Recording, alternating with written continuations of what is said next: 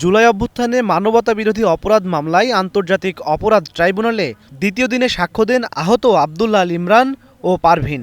Tribunal chairman বিচারপতি গোলাম মর্তুজা মজুমদারের নেতৃত্বে ৩ সদস্যের বেঞ্চকে আবদুল্লাহ আল ইমরান জানান, গত বছর ১৮ই জুলাই হাসপাতালে গিয়ে চিকিৎসা বন্ধের নির্দেশ দিয়েছিলেন শেখ হাসিনা, যা তিনি নিজ কানে শুনেছেন।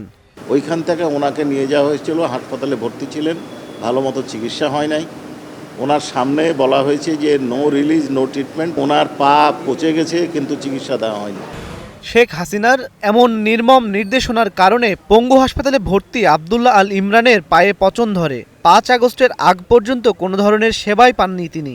পরে অন্তর্বর্তী সরকারের আমলে চিকিৎসা সেবা মিললেও তার পা আর স্বাভাবিক অবস্থায় ফেরানো যায়নি। কাজ শেষে বাড়ি ফেরার পথে রাজধানীর যাত্রাবাড়ি ফ্লাইওভারের নিচে আহত এক আন্দোলনকারীকে উদ্ধার করতে এগিয়ে গিয়েছিলেন পারভীন। এমন সময় চোখে গুলি লাগে তার। ট্রাইব্যুনালকে পারভীন জানান, তাকে ঢাকা মেডিকেল হাসপাতালে নেওয়ার পর পুলিশ কেস বলে তার চিকিৎসা দিতে অস্বীকৃতি জানান চিকিৎসকরা। উপস্থিত জনতার চাপে একটি ড্রপ দিয়েই দায়িত্ব সারেন তারা। পরদিন তার স্বামী এসে অনেক অনুরোধের পর অপারেশনের অনুমতি পান, তবে হারাতে হয় চোখ।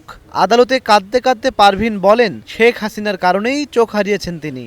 মুমূর্ষু আহত ব্যক্তিকে বাঁচানোর অবস্থায় উনি তাকে উদ্ধার করতে গেছিলেন।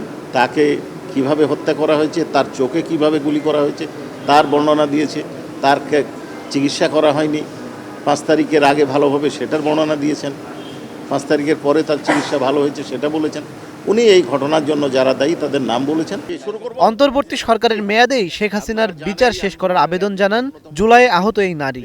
পরে আসামি পক্ষের জন্য রাষ্ট্র নিযুক্ত আইনজীবী অ্যাডভোকেট আমির হোসেনের জেরার মধ্য দিয়ে সাক্ষ্য গ্রহণ শেষ হয়। ইমন মাহমুদ, স্টার নিউজ।